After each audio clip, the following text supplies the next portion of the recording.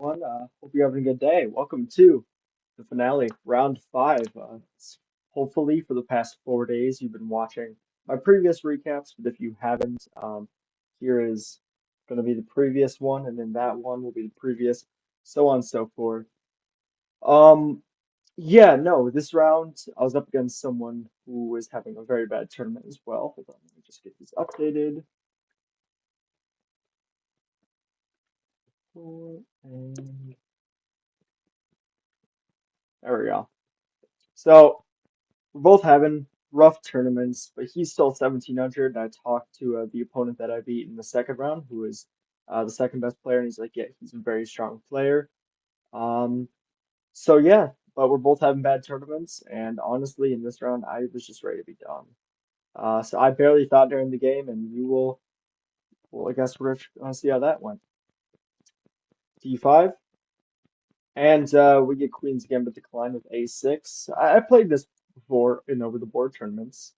Um, Point is, if he does something like this, I want to go here, and I'm just going to hold on to the pawn. So I'm just going to accept the queen's gambit. That's what this is. This is the queen's gambit. Decline gambit because free pawn, but not really. Um, and my idea is just to take and go here. So he plays the best move, takes, and then he surprised me. He went here.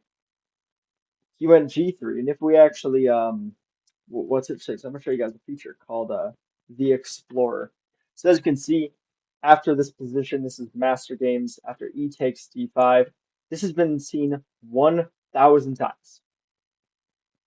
Actually, 1,000, almost 1,800 times.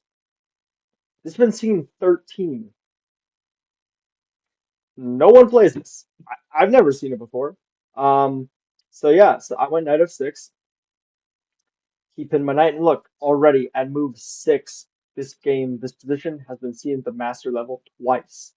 Like it's absurd. Like we're almost completely out of all known knowledge. So I'll just go back to the regular tab. I put my bishop here. He goes bishop g2. I go c6, supporting my center, establishing this nice pawn connection. He puts his knight here to likely go here, and I put my knight here. I pretty much say, yeah, go ahead.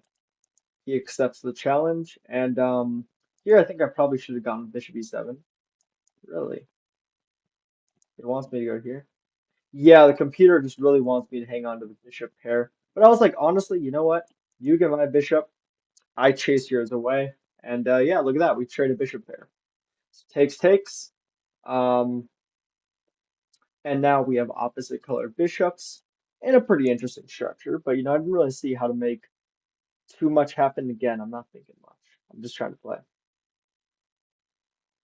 He strikes in the center of e4, and I go bishop b4, looking to probably just chop away his knight.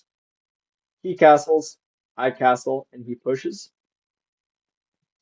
I go queen g6 just to stop him from queen c2, and just because I thought this was a good diagonal to be on. He puts his rook here, supporting his knight, and again, here I think for like a minute, and then I play here,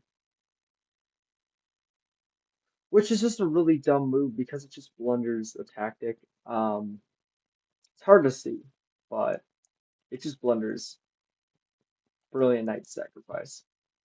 Point being, takes, I move. He has so much compensation for the Guerrera. A3. Yeah, and then he just has so much compensation for the piece.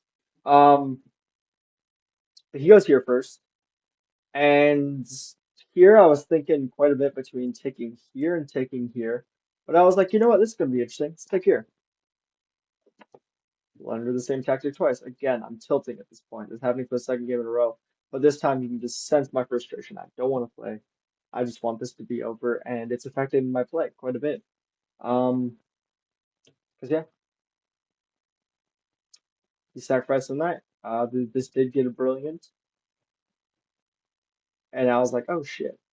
I took, and he actually missed the follow it, the continuation which I saw. So I feel like if both of us were in our prime, we wouldn't have seen this position, but because both of us were out of it, he missed queen here. which is just so fascinating. Basically saying, yeah, I don't even want the beast back. I'm gonna go here and win it back. It's so hard to hold on to all material. Like I probably don't go there. Oh, computer says I do.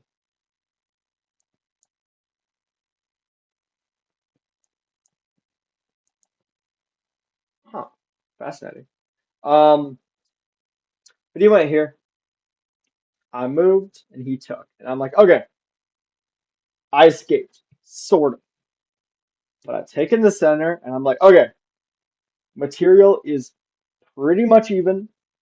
This is fun. So he takes my pawn. And here, I did something in chess called a swindle. So in chess, there are these things called traps that you set, okay? And when you set a trap, you're hoping your opponent will follow into it. And what I did generally isn't recommended, but I played this move really fast, and then I did this. I made a face like I just blundered, and he thought for like literally like 20 seconds here, and he's like, "Oh my God, this kid's a dumbass." If I go here, I fork the queen and the knight, and he just wins it. That's what he was. That's what he was thinking. He's like, "Oh my God, this kid just blundered it," but I trapped him. Knight takes c1, deserving a brilliant move according to the engine.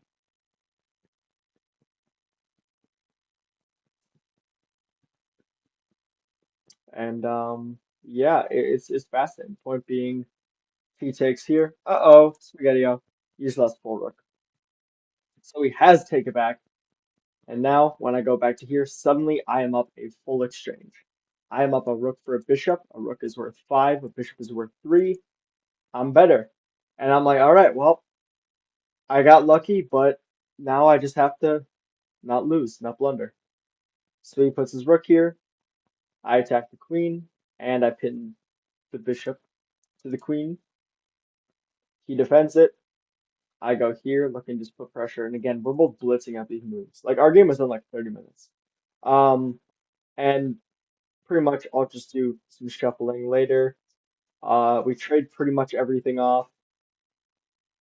And the computer says I can win this by like bringing my king in, but I was just like, how do I actually win this? So I go here, here, and then trade everything off. I for Johnny accepts it.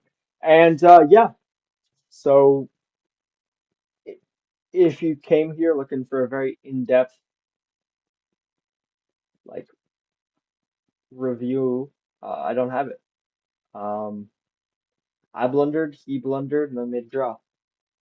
And I mean, hey, he's 1700, so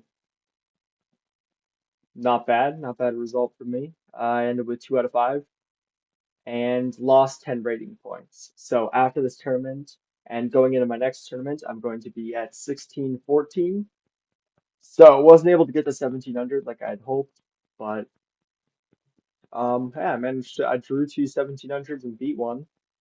Um, and then just two losses that I probably should have won. So I can't be too disappointed. Like this game, I was just really happy that I didn't lose. And I'm like, okay, just drew someone who was also having the bad tournament. Neither of us wanted to play.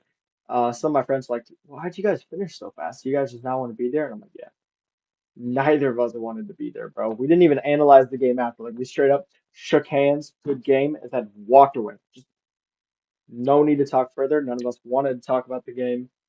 And yeah, so my next tournament is if I compete in it, it is a 7 round, 3 day long tournament, um, up in I think Franklin, Minnesota, and that is at the end of July. So stick around for other recaps, but otherwise it's going to be a video every day, ideally, and yeah, so just wait around and see what tomorrow is.